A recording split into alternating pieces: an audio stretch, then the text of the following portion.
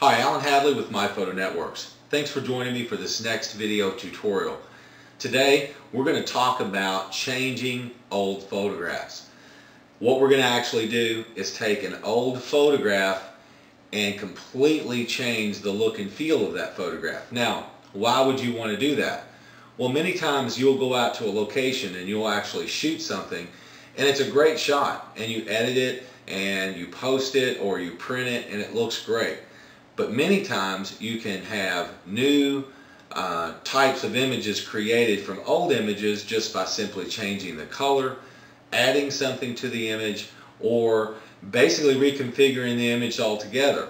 So what we're going to do in today's tutorial is we're going to take one particular image and I'm going to show you a series from the original image to the new finished image. We're going to do this in PaintShop Pro X3, and everything that we're going to do you can do yourself, and all the tools are right there in PaintShop Pro.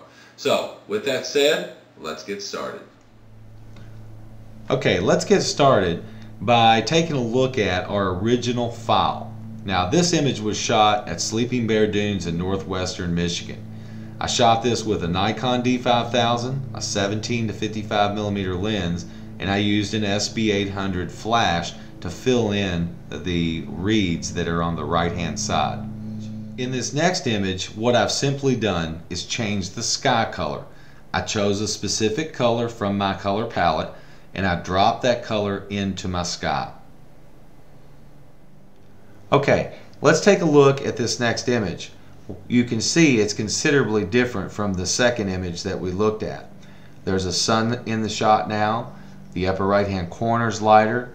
The upper left hand corner is darker, and our sand has a little bit more modeling to the actual look and feel of it. In other words, it's more moody and more shaded in certain areas. The image that you're looking at here is actually what I consider the finished image. It's much warmer. Our modeling on the sand and in our sky is much more intense, and the whole overall image looks totally different than the original image that we shot. Let's take a look at that original image. This was what we started with, and just by changing some simple elements within this image, we've completely changed the look and feel of the image. Let's go back and look at what I consider the finished image. So we went from the original to this, and let's take a look at the original and the finished image. Totally different. I'm going to show you how to do it in PaintShop Pro X3 right now. Okay, we're now in PaintShop Pro X3, and this is our original image that we're going to be working with to completely change the look and feel of this image. Now, the very first thing that you want to do is decide how you actually want to edit this image. What we want to do first is actually change the color of our sky. I've come to my color picker and I've actually chose the color. Now I'm going to use what is called the color changer tool. I'm going to drop that color into my sky, and my sky completely changes. Now you'll notice on these edges here that there's a little bit of color change where it didn't pick it up. Just go up and just click the color changer again and it will change that where it's needed. Now, the next thing that I do, or that I did to this image, is I actually come up to my adjust button and I went down to brightness and contrast and down to local tone mapping, and I simply tone map the image. And as you can see, it changes the overall look and feel of our clouds.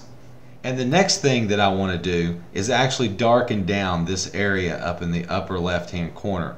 So I grab my lasso, I make sure that my feather is quite large, okay? That's going to taper off what we're getting ready to do. We're going to actually burn this area down. So we simply come in here and select a particular area that we want to darken down and put our lasso around that. I'm going to come up to the adjust, brightness and contrast, and levels. And I'm going to literally drag this down, my blacks, until I get it to the tonality that I want it to be. And the mid-tone, I'm going to bring it down And as you can see, the feather's, working. That's why we feather it at 147, so that it feathers this from the corner out. The next thing that I want to do is come in and burn certain areas of my sand. And that's really determined by what you want the image to look like, or you want that modeling to look like. So I'm just going to come in and just do a couple of different areas and just burn down a few of the areas that absolutely need it. And all that's going to do is just kind of model the sand a little bit and give us a certain look and feel to the sand, that we want it to look like there's shadows and things of that nature. Now, of course, you can change the size of your burn brush, and that will help in larger areas that you want to burn. And that's really going to make the image, or give the image, a very modeled kind of look. Okay? And as you can see, it's changing right before our eyes.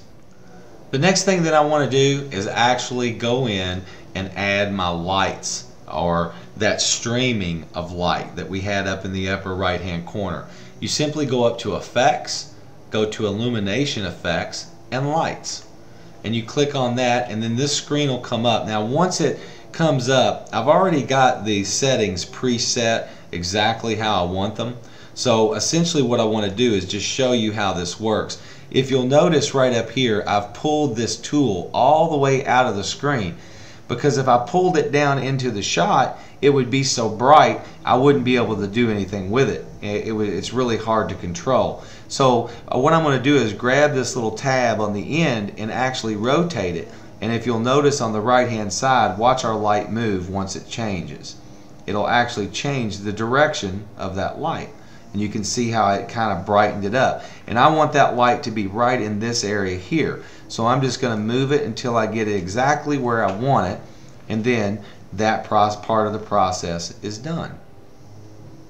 Let it work, and there it is. That's where I want it. So I say OK, and now you can see how it's changed that part of the image. The next thing that I want to work on is this clump of grass that's down here in this corner. Now as you can see, it's a slightly out of focus, and we can pull it up here so you can see it. It's slightly out of focus, and it's a little distracting. So what I want to do is clone my sand down this edge and clean that edge up.